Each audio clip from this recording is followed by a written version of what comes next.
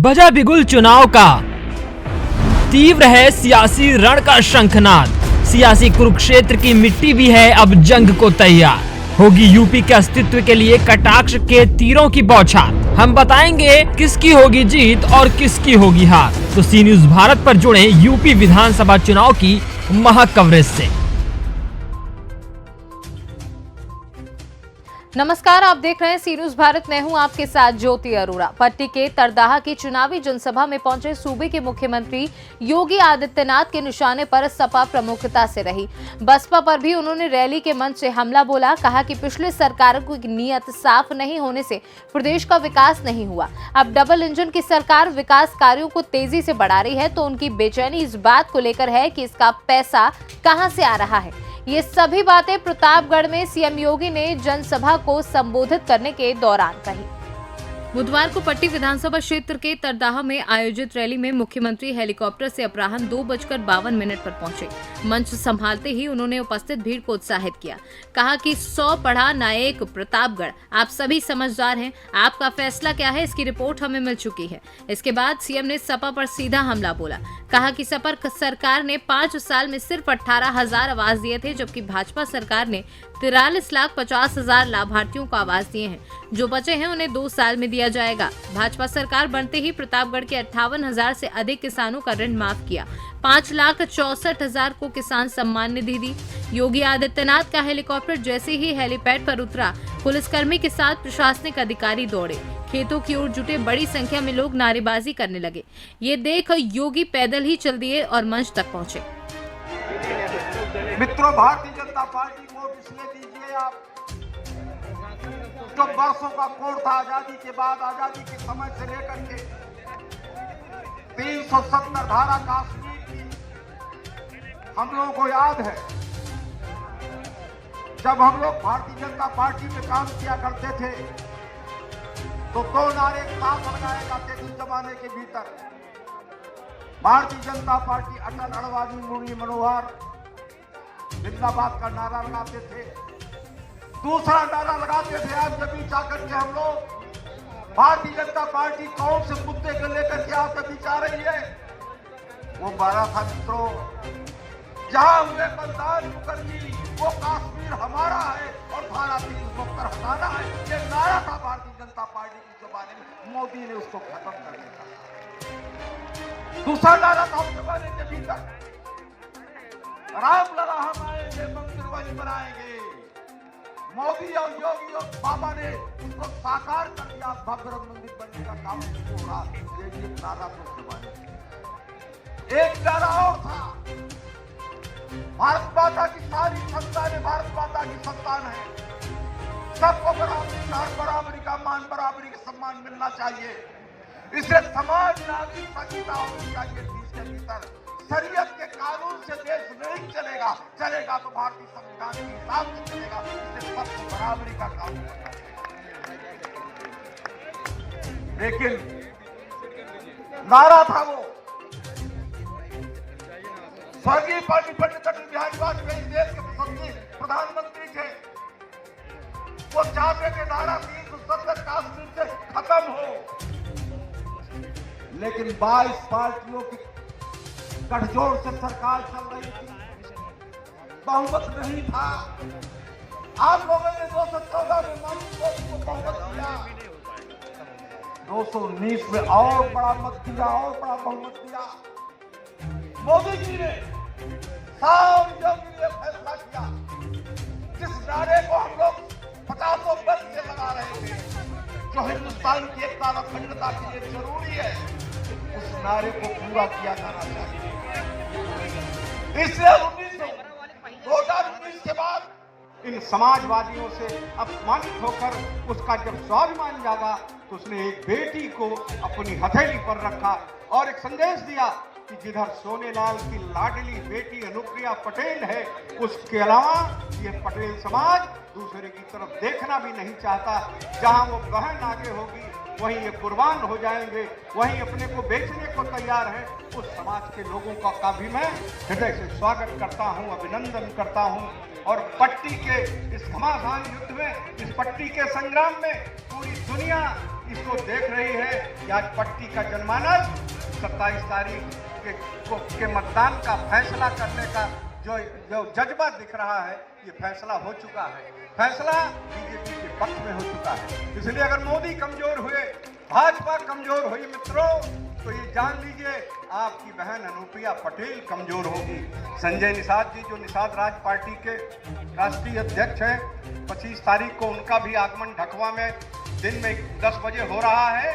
उन्होंने निषाद राज की एक मूर्ति को श्रृंगेरपुर में स्थापित कराई, भगवान राम के गले मिल रहे हैं। अरे राम से मिलने वाला हर इंसान देवता है, और वो भी निषाद राज जिन्होंने राम के कष्ट को दूर किया, आज उनका आशीर्वाद है। निषाद बंधुओं की ललकार के आगे विरोधियों के हौसले पस्त हैं।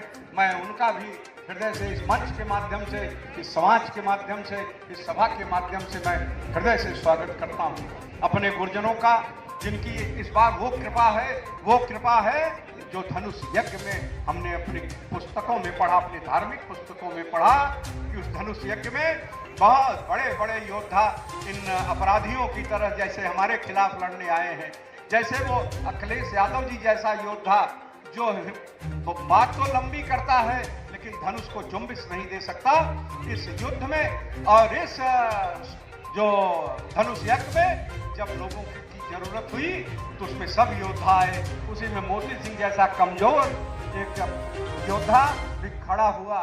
जब जरूरत पड़ी तो अपने गुरुजन जो मंच पर बैठे हैं, अपने गुरुजनों को प्रणाम किया, अपने गुरु को प्रणाम किया और उनसे आशीर्वाद मांगा। मुझे आशीर्वाद दीजिए जिसको महाबली नहीं जुम्बिश दे सके, हिला सके। मेरी इच्छा है इस धनुष के खंड खंड करूं। इन गुरुजनों ने मुझे आज्ञा दिया कि पट्टी के इस धनुष यज्ञ में मोती सिंह इस धनुष को छुओगे, इसके 20 टुकड़े होंगे। वो मैंने पूरा किया इनके चरण के आशीर्वाद से। अपने परिवार के लोगों का भी मैं आभार व्यक्त करता हूँ जिन्होंने मेरी गलतियों को भी माफ किया। अगर मुझसे कोई के साथ भारत के गृह मंत्री थे, जिन्होंने रियासतों का विलय किया, जिन्होंने बराबरी को देने के लिए बेहतर इंतजाम किया, ऐसे किसान नेता सरदार पटेल का अपमान किसी ने किया मित्रों, तो कांग्रेस ने किया। ये मुलायम सिंह जी जो उनके वारिस सरदार पटेल नहीं थे, कैसे उठते हुए नेता का अपमान किया जिसका नाम आदरणीय सोनेलाल पटेल था, अब था हमारे पास है नहीं। एक अमूल्य निधि हमारा हीरा छीन लिया समाजवादियों ने झुक गया।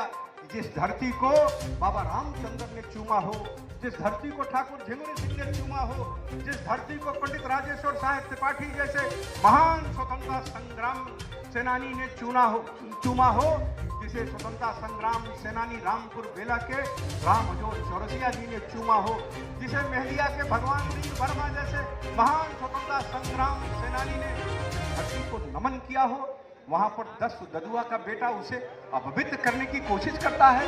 15 वर्षों से यहाँ पर कोई लाल नहीं मिला समाजवादी विचार का जिसे पट्टी में मोती सिंह के खिलाफ लड़ाया जा सकता हो, लेकिन अखिलेश जी को तो अपराधी पसंद है। एक मेरी बहू आई है, मैंने देखा है उस खूबसूरत नौजवान को, मैंने देखा था अजय गिरी को, उसकी विधवा आई है, उसका बेटा है, उस बच्चे की दिन में हत्या किसने किया, आज वो समाजवादी पार्टी के लिए वायरल कर रहा है, वीडियो बनाता है और मोती सिंह को कहता है कि मोती सिंह पब्लिक के बीच कुकुरे की तरह नाई दौलत हम कहो कुकुर रही तोहरे जिया धमका के कुकुर का है, हम तोहरा धरती बूढ़िए हमार धरती बूढ़िए, तोहरे बरे सुनते ही तोहर सेवा करके सुनते ही, अपनी पतोहू के रक्षा करे बरे सुनते ही, अपने बिटियन के रक्षा करे बरे सुनते ही, मारा उसने मौर्या को, भट्टे का ईंट बेच लिया और दिन दहाड़े हत्या की।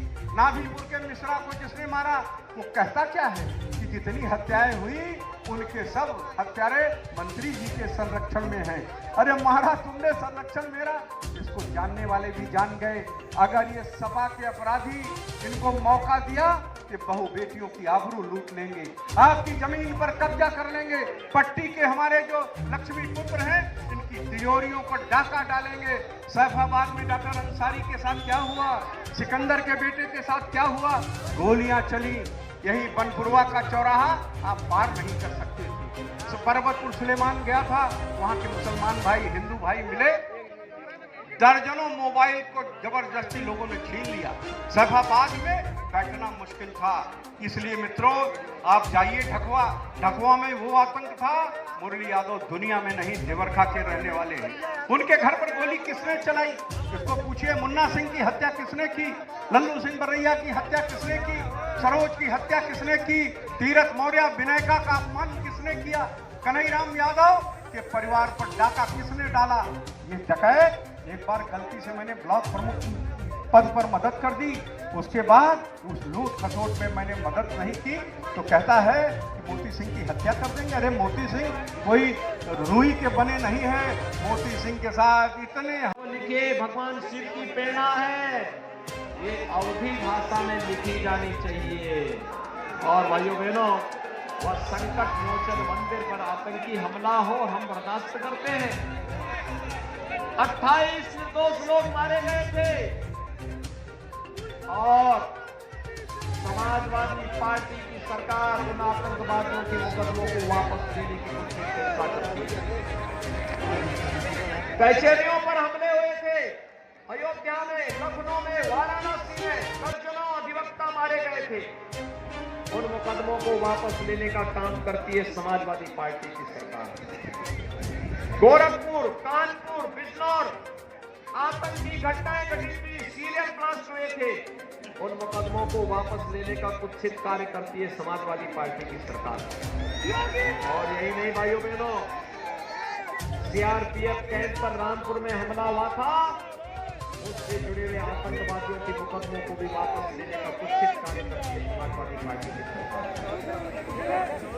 अभी आपने अहमदाबाद कोर्ट के एक निर्णय को देखा होगा।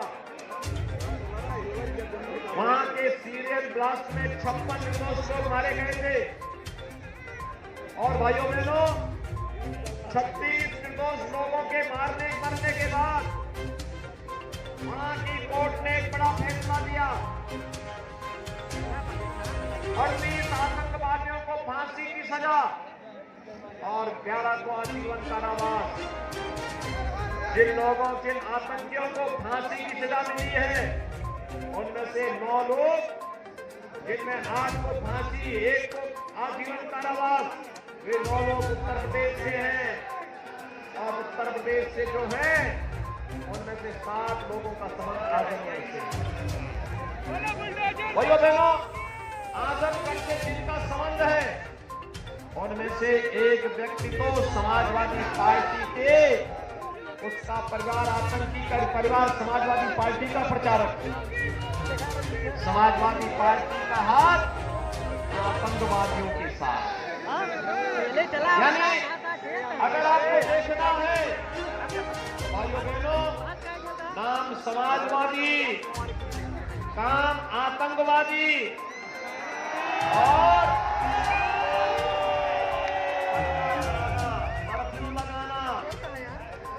भय व्याप्त करना, यही तो समाजवादी पार्टी का कार्य रहा है। और इसीलिए आज मैं आपके पास आया हूं, आपसे आपका आह्वान करने के लिए कि भाइयों थे, उनमें से मात्र 18,000 लोगों के लिए टीकाकरण कराए थे। कितना? 18,000 पूरे प्रदेश के लिए। और जब 5 साल तक भारतीय जनता पार्टी की सरकार को कार्य करने का अवसर प्राप्त हुआ, हमारी सरकार में ग्रामीण और शहरी क्षेत्र में कुल आवास बने 43,50,000 गरीबों को एक आवास मिले। कितने? 43,50,000। और प्रतापगढ़ को 1,03,214 आवास यहाँ के गरीबों के लिए अकेले प्रतापगढ़ से यानी इतनी बड़ी प्रतापगढ़ के गरीबों के लिए आवास मिले। इसका कारण क्या था? क्योंकि ग्रामीण विकास मंत्री आपके प्रतापगढ़ के थे।